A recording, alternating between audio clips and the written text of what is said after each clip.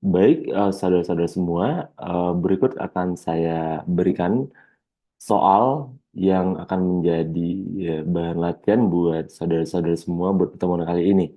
Ini terkait dengan ayat jurnal penyesuaian ya. Nah, mungkin saya akan memberikan introduction sedikit mengenai ayat jurnal AJP ini. Ayat jurnal penyesuaian ini merupakan jurnal yang dicatat sebelum menyusun laporan keuangan gitu.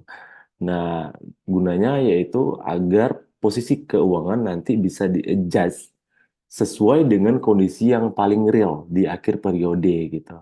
Nah, pertanyaannya tentu buat apa? Buat apa kita memerlukan jurnal penyesuaian? Karena memang pada dasarnya itu salah satu konsep dasar akuntansi yaitu matching cost against revenue concept. Yang mana itu maksudnya biaya-biaya yang berkaitan dengan usaha untuk menghasilkan pendapatan atau revenue itu pada periode tertentu nanti akan menjadi beban gitu, expense dari periode tersebut gitu. Nah, sehingga eh, segala kondisi gitu ya, dalam segala kondisi yang timbul dalam satu periode pembukuan itu haruslah dicatat pada periode itu juga gitu. Contoh misalkan seperti beban gitu kan, apabila beban pada tahun A gitu, maka harus dicatat pada tahun A. Begitupun dengan pendapatan gitu. Nah, dengan disesuaikannya saldo-saldo tersebut, jadi kita akan dapat memperoleh angka yang benar-benar real dalam satu periode akuntansi gitu. Jadi pada akhirnya itu semakin real lah dan semakin reliable lah gitu pembukuan yang kita bikin gitu. Tidak semua yang kita sesuaikan gitu akun-akunnya gitu. Hanya beberapa akun yang perlu disesuaikan gitu tergantung situasi dan kondisi juga gitu. Nah, pada umumnya itu ada 5 jurnal yang disesuaikan gitu. Meskipun ya pada kasus-kasus tertentu itu bisa lebih gitu, bisa lebih, tetapi yang paling common ataupun yang paling umum untuk ditemui ini ada 5 gitu. Pertama beban gitu, beban dibayar di muka gitu. Beban dibayar muka ini berarti beban yang dibayar duluan gitu. Dan kita belum menerima manfaat dari beban tersebut gitu. Jadi itu akan disesuaikan lagi di akhir periode gitu dengan setelah manfaatnya diterima nantinya gitu. Sehingga pada pencatatan laba rugi itu beban yang ditanggungkan itu hanya sebesar yang sudah dimanfaatkan gitu. Nah, itu konsepnya gitu. Yang kedua itu ada pendapatan yang diterima di muka gitu. Jadi ini hampir sama seperti beban ya. Biasanya ini terjadi pada pendapatan sewa ataupun pendapatan proyek dalam 1 tahun yang bersifat tetap gitu. Tetapi akan di-adjust lagi pada akhir periode gitu kan. Jadi menjadi pendapatan usaha sesuai dengan yang sudah dikerjakan gitu. Artinya apa? Artinya jika ada yang belum dikerjakan itu posisinya sama seperti hutang nantinya gitu. Itu pendapatan diterima di muka. Yang ketiga itu beban yang masih harus kita bayar atau kita lunasi gitu. Nah, pencatatan ini dilakukan untuk mengadjust beban ketika akhir periode yang apa ya, yang belum selesai, yang gantung lah gitu. Seperti contohnya beban gaji gitu, beban yang sudah kita terima manfaatnya tapi belum dibayar pada satu periode gitu. Maka akan dihitung pada periode tersebut juga gitu, pada periode pada saat itu juga gitu. Terus ada yang namanya penyusutan peralatan. Jadi penyusutan peralatan ini seperti setiap aktiva tetap itu nilainya akan terus berkurang seiring waktu gitu. Sebenarnya ada banyak metode sih yang dalam menghitung penyusutan ini gitu. Misalkan contohnya seperti metode saldo menurun gitu, metode garis lurus dan sebagainya gitu. Tapi yang paling umum digunakan yaitu metode garis lurus gitu. Jadi yang diambil itu flat gitu ya selama penyusutannya gitu. Nah, yang kelima selanjutnya itu pemakaian perlengkapan gitu. Nah, untuk pemakaian perlengkapan gitu ketika sudah akhir periode dilakukan perhitungan stok fisik gitu ya. Ketika perlengkapan awal kita beli sebesar X gitu ya dan kita hitung pada saat itu sudah berkurang, maka perlu disesuaikan saldonya gitu agar real nantinya gitu. Nah, itu lima apa ya? Lima akun yang kita sesuaikan nantinya gitu untuk melakukan ayat jurnal penyesuaian gitu. Nah, kita masuk sekarang ke dalam contoh ininya, contoh soalnya gitu ya. Apa sih contoh soalnya gitu? Nah, ini akan menjadi tugas dari saudara-saudara semua yang akan saudara bikin hari ini gitu. Pertama itu pada tanggal 1 Januari, Joko memulai usaha salon cantik dan menaruh uang tunai ke kas sebesar 10 juta. Transaksi pertama, pada tanggal 1 Januari 2017, Joko memulai usaha salon cantik dan menaruh uang ke kas perusahaan sebesar 10 juta. Pada tanggal 2 Januari, Joko membeli peralatan salon dan perlengkapan salon. Untuk peralatan itu seharga 1 juta, untuk peralatan seharga 1 juta, dan perlengkapan seharga 250.000 secara tunai.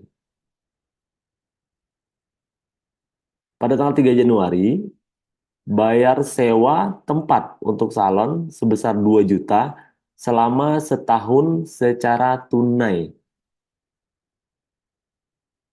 5 Januari, pendapatan salon diterima sebesar 400.000 secara tunai. 6 Januari, karena mendapat proyek foto keluarga dan Joko sebagai make up-nya, upah salon Joko sebesar 10 juta.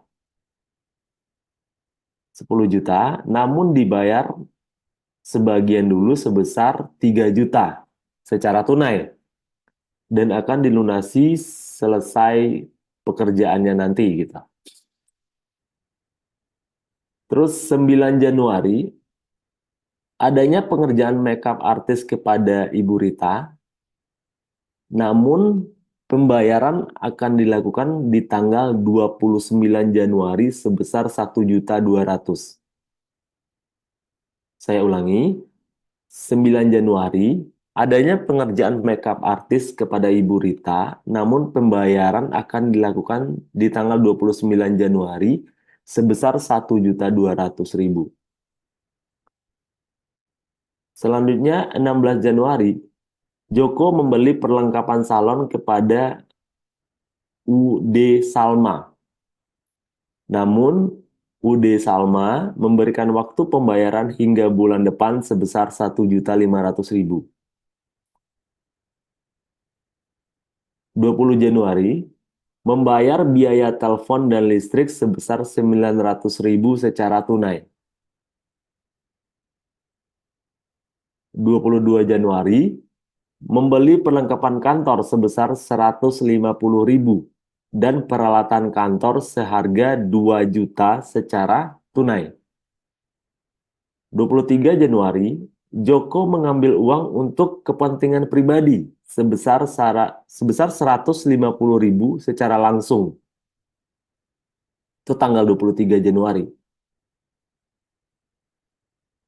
27 Januari, Joko mendapatkan pendapatan jasa salon sebesar 800.000 secara tunai.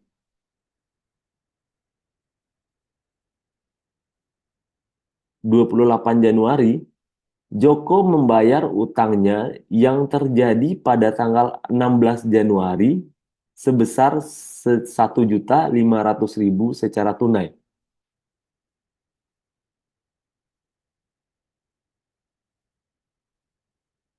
29 Januari, menerima pembayaran dari Ibu Rita atas transaksi tanggal 9 Januari sebesar 1.200.000.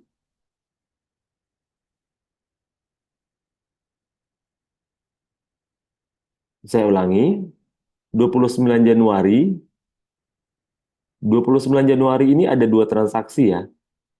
29 Januari pertama itu menerima pembayaran dari Ibu Rita atas transaksi tanggal 9 Januari sebesar 1.200.000. Sedangkan transaksi keduanya di tanggal 29 Januari dibayarkan gaji pegawai sebesar 300.000 secara tunai. Jadi ada dua transaksi di tanggal 29 Januari, pembayaran dari Ibu Rita dan pembayaran gaji. Tanggal 30 Januari, Joko mendapat pembayaran dari proyek tanggal 6 Januari sebesar 7 juta secara tunai. 30 Januari, Joko mendapat pembayaran dari proyek tanggal 6 Januari sebesar 7 juta secara tunai. Nah, setelah itu ada soal tambahan untuk penghubung ke jurnal penyesuaiannya ya. Tanggal 1 Maret, dibayar asuransi selama 1 tahun sebesar 12 juta. Tanggal 1 Juni, diterima pembayaran atas proyek makeup artist untuk 1 tahun ke depan sebesar 24 juta. Penyesuaiannya, penyesuaian ini dilakukan pada 31 Desember ya, akhir tahun ya. Pertama, disesuaikan saldo sewa bayar di muka pada tanggal 3 Januari dan asuransi dibayar di muka pada tanggal 1 Maret.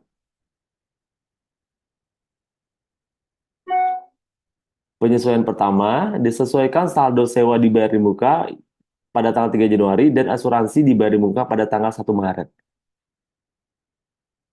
Penyesuaian yang kedua, disesuaikan saldo pembayaran atas proyek makeup artist tanggal 1 Juni.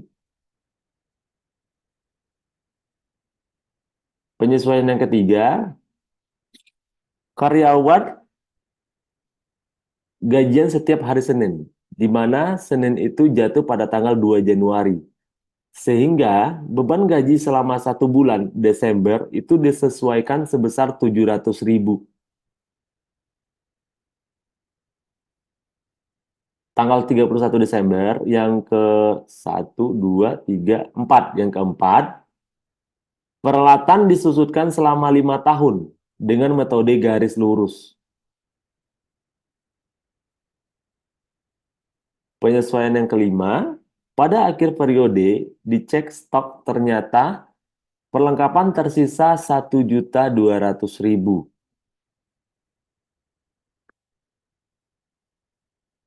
Jadi dalam penyesuaian itu ada ya, 5 transaksi ya yang harus disesuaikan, yang harus disesuaikan pada tanggal 31 Desember nantinya gitu. Nah, untuk itu silakan dari saudara-saudara itu membuat jurnalnya, bikin jurnal setiap transaksi yang ada di atas gitu yang telah disampaikan, terus bikin ayat jurnal penyesuaiannya gitu. Ayat jurnal penyesuaian terhadap transaksi yang disesuaikan tadi gitu. Setelah dibikin ayat jurnal penyesuaian, saudara bikin jurnal umumnya dan tentu setelah apa ya ada jurnal umum, ada ayat jurnal penyesuaian dan ada saldo akhir nantinya gitu. Terus setelah itu silakan saudara bikin laporan laba rugi dari transaksi pada periode tersebut gitu.